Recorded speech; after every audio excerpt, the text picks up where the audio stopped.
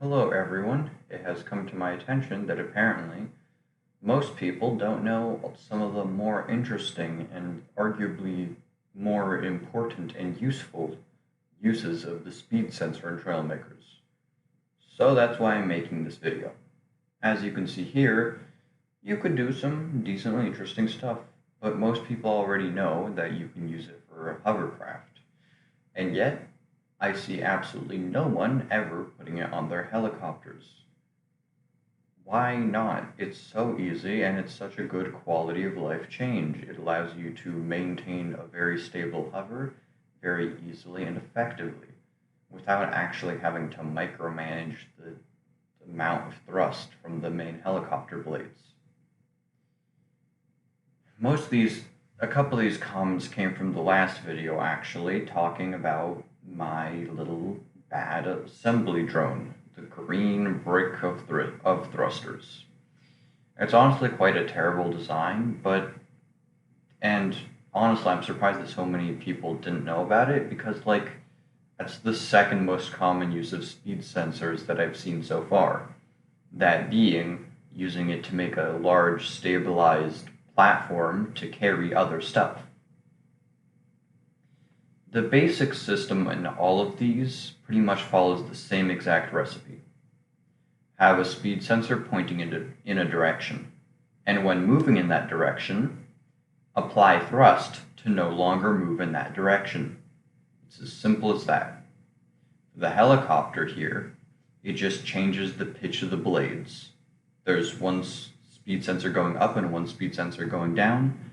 Together, they make sure that neither of them are moving up or down. It's pretty much the same concept applies to my brick of an assembly drone that I just threw together. And yeah, it's a really simple but very useful tool. Now time to get to the actual more interesting stuff. One thing that I don't see a lot of people doing with speed sensors is systems on cars. More specifically, I'm talking about things such as traction control. It's quite easy to just measure when something is drifting sideways. Cars are not supposed to drift from side to side. However, that tends to happen. When they do start sliding around, well, now that the creation is aware that it's sliding around, you can do a multitude of things, such as apply steering to straighten it back out, or apply more downforce to get better traction, or turn on the brakes to stop it from going out of control. Here, I just put some fins which both slow it down because of the increased drag of them flipping up, as well as press down because of them flipping up, causing increased traction. Of course, I am not a car builder, and this is a very bad example, but hopefully gets the point across. And so this is just for traction control, but there's nothing stopping you from using it to detect when you're drifting or 100 other things. See another example which could actually be useful in combat and could be a practical implementation on actual fighter jets is SwingWi or leading edge extension automated control. So the F-14 Tomcat, it didn't have fly-by-wire. However, it was the first actual production fighter jet which had partially computer-controlled surfaces. The F-16 was the first full fly-by-wire. We'll get into fly-by-wire later. But the F-14 automatically switched the SwingWi configurations as needed in flight. And the same thing can be achieved really easily. Not only is it another thing that a fighter pilot has to no longer think about, but when properly tuned, this system could be more efficient than a human pilot. Now, most people's first thought would be to just put a speed sensor and whenever going past a certain speed, switch modes. And while, yes, that would work, there's other ways which have very different properties that are also very interesting to explore and could be better in some situations, such as the way that this version is functioning. If you see the black glass shield panel, underneath it there is the speed sensor. If you notice the speed sensor, it is pointing up. Because here, when the wings swing back, that reduces the amount of lift. And so when it reduces the amount of lift, basically detects when it's going at high speed, it'll have a lot of lift. When it has a lot of lift, it'll pull itself up a lot. When it pulls itself up a lot, the speed sensor will detect that and swing the wings back. It'll do its best to maintain a level flight, which is a lot better since you don't have to manually figure out what speed it needs to change. Because, as an example, this system could hold at swing the wing back only partially to maintain altitude.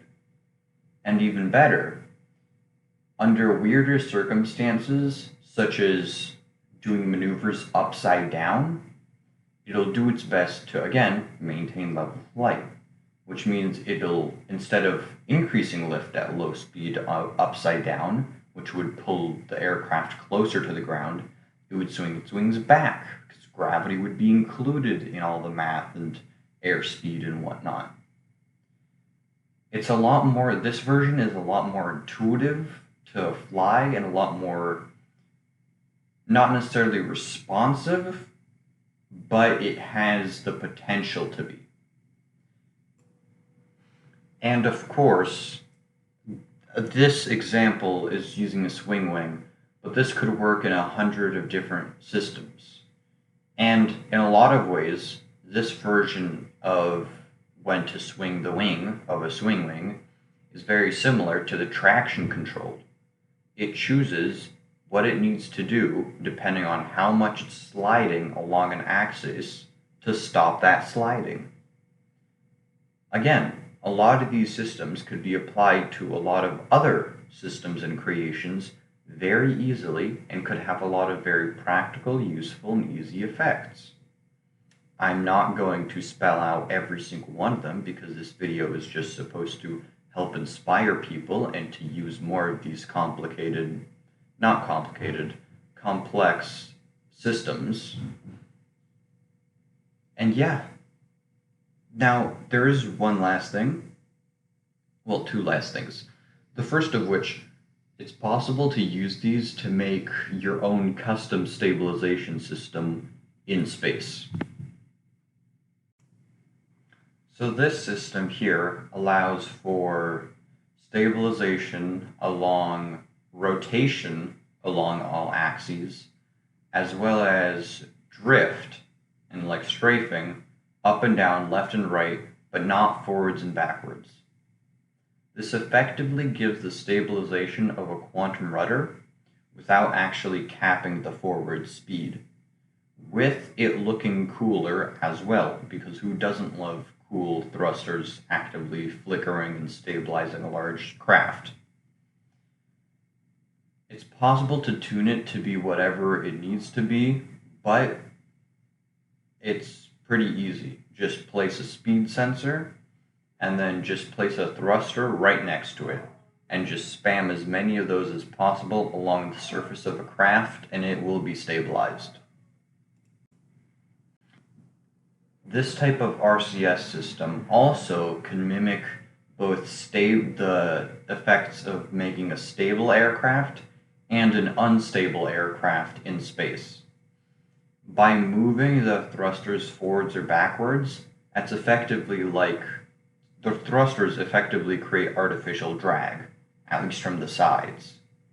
Meaning that if you push them forwards, it's as if you're pushing the center of drag forwards, making your plane or jet or whatever unstable. Or you can push them back to make them stable. It is hard to demonstrate these, however, hopefully you should be seeing a clip as I say this of how when at speed, when I induce a spin, one of them will try to align me with the direction I was going, while the other, the unstable version, would try to keep me going in the opposite direction and would try to face my nose to where I was coming from instead of where I'm going. Again, like a stable or unstable aircraft. Now, there is still one important part left to cover, and that is the logic. How do I control this? Because in this RCS, reaction control system, to turn right, you can activate thrusters that would turn right. However, the speed sensors would also activate the related thrusters to stop that motion. So you need to create a system that tells you when you're pressing a button to not fire those thrusters. NOT gates can be made by a constant output into an XOR gate plus whatever input you're trying to run through a NOT gate. That'll effectively create a NOT gate. So whenever you're clicking it, it won't produce an output. Whenever you're not clicking it, it'll produce an output. Then simply add an AND gate for every speedometer and link your controls to the appropriate speedometer. To the appropriate AND gate, not speedometer. Now, as I say this, it is very important to note that because you are activating half and deactivating the other half, if you click multiple controls at the same time, or the more control that you have over the thrusters and the more axes of control you give yourself, the less it will actually be able to stabilize itself, because you're effectively turning off some of them and turning some of them on. You aren't allowing them to actually self-manage and, balance themselves and stabilize themselves. So be aware of that. Now, the final thing is someone shared this to me. I'm sorry, I forgot who. I believe it was a mod on the Trailmakers Discord server. It's possible to make a analog input and output speedometer. There is a problem with it, but I'll get into it. As you can see here, as I drive and my speed changes, the angle of the speedometer changes. All these creations will be in the description below so that you can see how it works for yourself.